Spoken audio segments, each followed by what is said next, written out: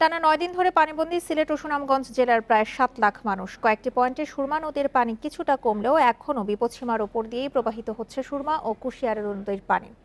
ভেঙে গেছে প্রায় ৩৫টি বাঁধ, বন্ধ রয়েছে শিক্ষা প্রতিষ্ঠান। নতুন করে প্লাবিত হয়েছে সুনামগঞ্জের কিছু এলাকা। বন্যা কবলিত এলাকায় দেখা দিয়েছে বিশুদ্ধ পানি ও খাবার সংকট। ১৪ মে থেকে অব্যাহত ভারী বর্ষণ আর পাহাড়ি ঢলে সিলেটে শুরু হয় বন্যা, যাতে বিপর্যস্ত সিলেটবাসীর জনজীবন। এখনও পানিতে ডুবে আছে মহানগরীর ৭টি ওয়ার্ড। শুক্রবার থেকে জকিগঞ্জ ও বিয়ানীবাজার উপজেলার শতাধিক গ্রাম নতুন করে প্লাবিত হয়েছে। ভেঙে গেছে ৩৫টি বাঁধ। পাঠদান বন্ধ রয়েছে জেলার ৬ শতাধিক শিক্ষা প্রতিষ্ঠানে। এছাড়া ত্রাণ পাচ্ছেন না অনেক এলাকার বন্যার্থ মানুষ।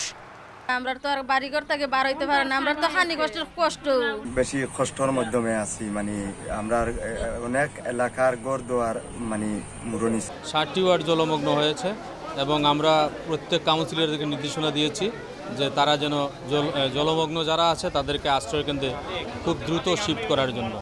সুনামগঞ্জেও প্রতিদিন প্লাবিত হচ্ছে নতুন নতুন এলাকা।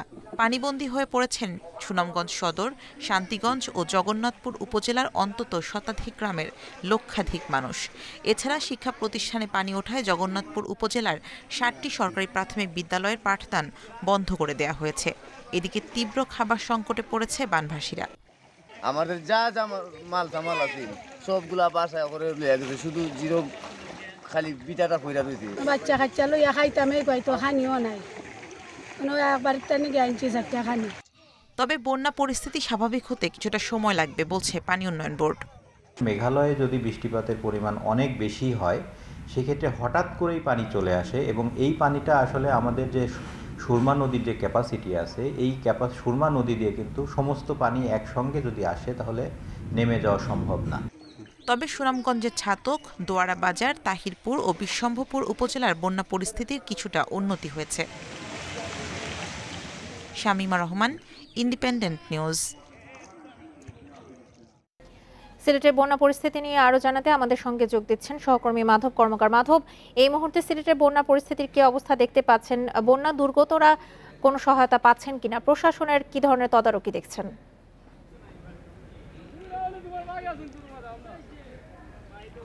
হ্যাঁ, প্রশাসন বলছে বন্যা দুর্গতদের সহায়তা দেওয়া হচ্ছে, আবার যারা দুর্গত অবস্থায় রয়েছেন তারা বলছেন যে পর্যাপ্ত সহায়তা তারা পাচ্ছেন না। মূল বিষয় হচ্ছে যে পরিমাণ তাদের জন্য বরাদ্দ দেওয়া হয়েছে তা কিন্তু চাহিদার তুলনায় অনেকাংশেই কম। ৩২৫ মেট্রিক টন চাল, ১৫ লাখ টাকা এবং ৫,৫০০ শুকনো খাবারের প্যাকেট, এ দিয়ে আসলে সিলেট জেলার যে ধরনের ভোগান্তিতে পড়েছেন কিংবা বন্যা দুর্গত যে পরিমাণ মানুষ রয়েছেন তা কিন্তু কখনোই মেটানো সম্ভব নয়। এই মুহূর্তে রয়েছে আমি এমন একটা জায়গাতে যার এক পাশে হচ্ছে কানাইঘাট, আরেকদিকে হচ্ছে জকিগঞ্জ।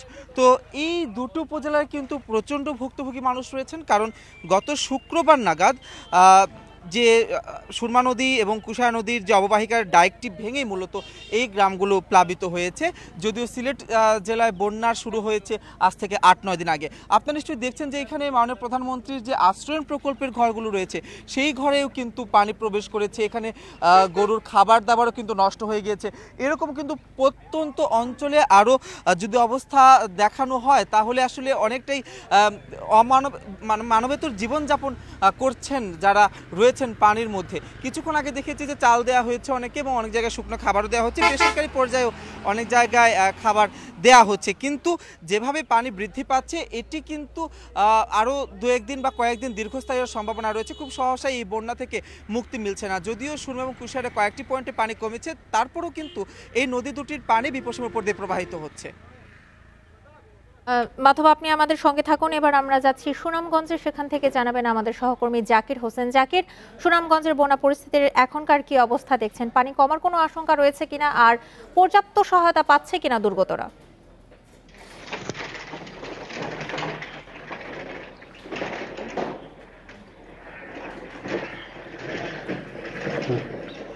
জাকির, আপনি কি আমাকে শুনতে পাচ্ছেন? জাকির, সুনামগঞ্জের বন্যা পরিস্থিতি নিয়ে সবশেষ অবস্থা জানাবেন। পানি কমার কোনো আশঙ্কা আছে কিনা, আর দুর্গতরা পর্যাপ্ত সহায়তা পাচ্ছেন কিনা?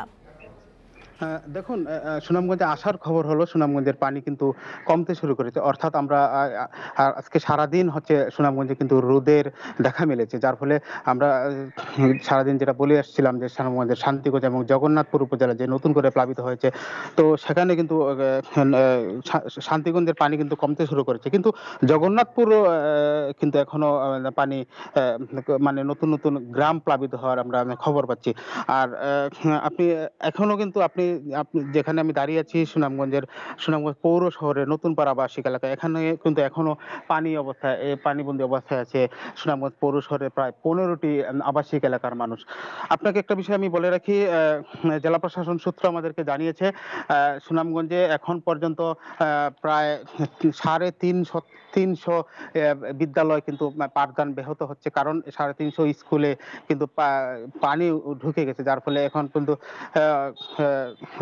এই বিদ্যালয়গুলা পাঠদান ব্যাহত হচ্ছে। আর এছাড়াও গতকালকে পানি উন্নয়ন বোর্ডের পক্ষ থেকে আমাদেরকে জানানো হয়েছে আগামী 24 ঘন্টা মেঘালয়ের বৃষ্টিপাতের একটা সম্ভাবনা রয়েছে। যদি মেঘালয়ে বৃষ্টিপাত হয় তাহলে কিন্তু সুনামগঞ্জে সুরমা নদীর পানি বৃদ্ধি পেতে পারে আবারও, এমন একটা আশঙ্কার কথা আমাদেরকে জানিয়েছেন। আর সুরমা নদীর পানি যদি আবারও বৃদ্ধি পায় তাহলে কিন্তু আবারও নতুন নতুন করে এলাকা প্লাবিত হওয়ার শঙ্কা রয়েছে। সেই শঙ্কা থেকে জেলা প্রশাসনের পক্ষ থেকে 70টি আশ্রয় কেন্দ্র ইতিমধ্যে প্রস্তুত রেখেছে। ইতিমধ্যেই এখন বর্তমানে 20টি আশ্রয় কেন্দ্রে প্রায় 400 পরিবার রয়েছে। আর খাদ্য সহায়তার কথা যদি বলি, আপনাকে বলে রাখি সুনামগঞ্জের ছাতক এবং দোয়ারা বাজার এই দুইটি উপজেলায় কিন্তু সবচেয়ে বেশি বন্যা আক্রান্ত হয়েছিল।